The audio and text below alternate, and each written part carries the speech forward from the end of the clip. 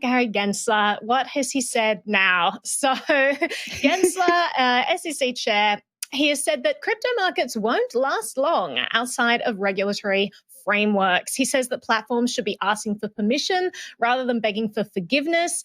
He suggests that history just tells you it doesn't last long outside. Finance is about trust, ultimately. We can dig into that one in a little bit. And he also said that crypto has no border or boundaries. And he's asking European regulators to figure out a way to work in cooperation with him, which is probably, what's the word? A hidden phrase for, we want to control everything. We would like you to comply. But I will throw this to the group for your thoughts. I definitely have some thoughts on this. Will, going to throw it to you first. Gensler he keeps on being this man who wants to rule the entire crypto sphere. How do you feel about that? Deeply confused. Every time I see a headline like this, I am just... Gensler's gonna Gens. Will has just embodied all of our thoughts. Not only like shaking my head, but scratching my head at the same time. This reminds me of a tweet from Ryan Selkis, not the one that you're going to pop up here in a second, Naomi, but an earlier one from a few months ago talking about Gensler's prior history. I think he worked at MIT, or at least he spoke at the MIT Bitcoin conference. He talked about like the benefits of Satoshi Nakamoto's invention and the benefits of that technology itself and how it could be applied to financial markets for the future. And he gets in this position, the SEC, and we're seeing everything kind of being labeled a scam. And maybe there is like a silver lining here that they do get some of these scams out there, because there are scams out there. But I don't have a lot of confidence here. One thing that is also interesting to note is that the EU typically has much more aggressive policies when it comes to dealing with technology companies. It's not uncommon for them to levy fines against bigger players in the space like Google, and that's been done time and time again. And so if we're aligning our policies with the European Union, does that mean that on the technology front, the regulations are also more stringent here in the US just because we need to align with them? And that gets into a whole lot of issues about like U.S. sovereignty and the way that U.S. citizens should be governed. Should not be according to regulations in the EU. But I want to throw that down to you, Ben, because you've been covering a lot of big tech battles over the years. I mean, if we're coming into alignment with the EU, I'd love to see something akin to GDPR on the federal level here. Just saying. But no, I think that this is interesting in one sense. Like, Will, you sort of hinted at this. Gensler had seemingly been somewhat open to, the idea of crypto and also decentralized networks and stuff when he was not in public office. To me, this seems very much so like the pressures and contours of the SEC like weighing on an individual. Like once you inhibit this role in this body, you sort of maybe rein in some of the stuff that you felt free to say prior and try to bring things into regulatory alignment with the administration that you're appointed under and serving. So to me, it's a real sort of like politics enters real life, and then we see like the pressures of sort of the legacy of these institutions come to shape individuals' views. And that being said, I wonder too if he's kind of like pointing out to the EU in particular, because the EU has a Bitcoin ETF. Like they've approved some of these things. They've been a little bit more experimental with some of this stuff than the US has. And I wonder if he's trying to like proactively sort of try and maybe claw some of that back and rein it in if the EU does decide to be a little bit more liberal with some of its policies in this regard. So that's sort of my initial thoughts on this one. Yeah, Jen, do you want to jump in? And then I want to read out some interesting tweets on all of this. Yeah, sure. Both Ben and Will mentioned Gensler's past at MIT. I believe he taught a blockchain course there. And Ben, to your point, it's not like he was forced into this role at the SEC. It just seems odd that he would be such a proponent for the technology and then take on this role and fall under the weight of the SEC if that's what's happened. I want to read a quote from him that was in one of the articles.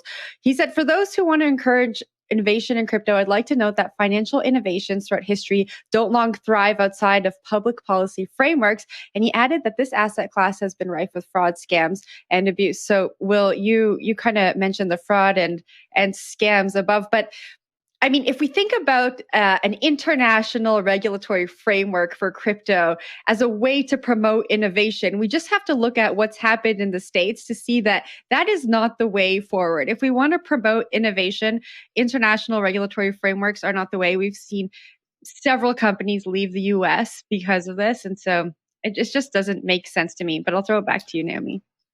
Yeah, first of all, I mean, the SEC isn't going after the fraud right now. They're going after people who are selling securities. So, they're going after companies like Library and XRP. I'd like to know who was defrauded by Library. They haven't had a single consumer complain. So it doesn't seem like it's all about protection.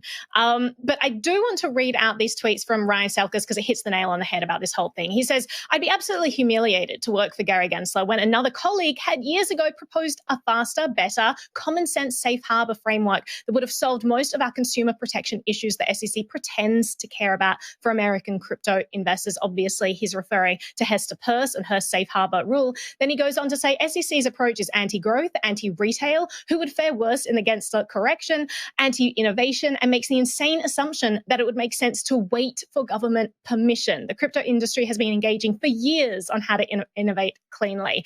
And it goes back, recently Eric Voorhees had a similar tweet when Gary wrote this tweet that says, crypto industry should not be going right up to the edge of a rule and searching for some ambiguity. They should be staying far back from that. And Eric tweeted, this is the very opposite of the best elements of American spirit, or human spirit. Let's not make this about just America. Human nature is about progress and innovating and finding ways to push boundaries. And Gensler's saying don't push those boundaries because the law, it's just such a backwards way of looking at all of this. And then the final one I'll bring up is from Brian Quintes. He was the former CFTC commissioner. His last day, I believe, was yesterday. So that's kind of interesting. But his tweet was all about, it was sort of alluding to what Gary was saying about controlling this DeFi space. He said, from my experience, fraud usually involves a level of centralization or control as well as opacity. Query if those two conditions exist in true full DeFi systems. If not, how does the idea of investor protection change or shift from the government's to a participant's prerogative?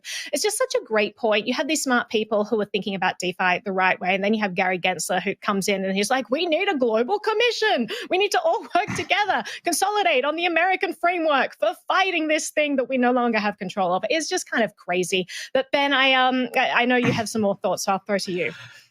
No, I'm going to take us on a slightly sideways track, but also mention that Coinbase, for example, is doing a free crypto giveaway. And it's can we please move past that? Because when we're talking about fraud and scams and things like that, it's those kind of models that allow scammers to actually gain purchase by imitating these sorts of things later down the line. So, if the centralized institutions and start part of the big lobbying arm of crypto, for example, in the US could not engage in seemingly behavior that will contribute to scams down the line, that might take a little bit of wind out of Gensler's sails. But again, that's a little bit of a side rant on my part. Yeah, the giveaways are so fun. No, I got 2 Bitcoin. No. Yeah, what do you think about El Salvador's giveaway, Ben? No. No. Dad, don't do it. No. We cannot. Let's go the other way, because everybody always says yes, and I'm just no.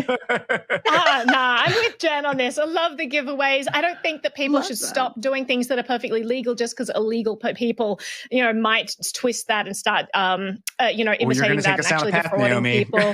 I'm going to take this down a path. It's legitimate giveaways that reinforce and bake in the legitimacy and lend credibility to scams and trick people into it. Obviously, do your own research, but if you see free giveaways all over the place, which definitely happens in crypto, it only makes scams that much more potent. So that's sort of my riff inside on this one. But that's because people want these giveaways. So all these companies are doing is actually giving people what they want. So I don't see anything bad with that. All we need to do is actually focus on the bad people, not the good people who aren't defrauding anyone. Don't persecute my knee-jerk the reaction. My knee-jerk reaction was going to be people don't know what they want, but then I decided not to say that.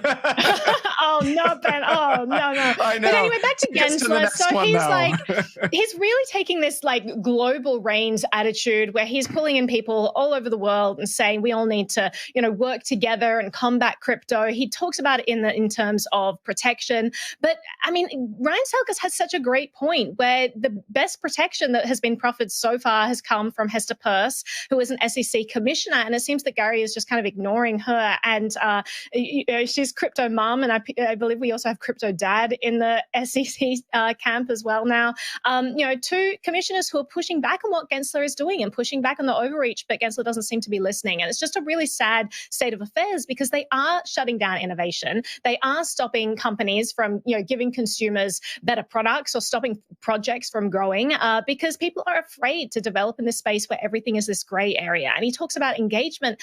Ryan made a great point. People have been engaging for years about this. Library itself had tried for years and years and years to try and get any sort of clarity from the SEC. They asked them repeatedly, how can we do this legally? And the SEC said they can't give them an answer. I mean, what kind of clarity is that? What kind of engagement is that? So yeah, it all that just is seems the like definition of ambiguity. Yeah. So when they say we're looking for the crypto industry is looking for ambiguity, we're not looking for it. It's ambiguous. Sorry. It's called nuance.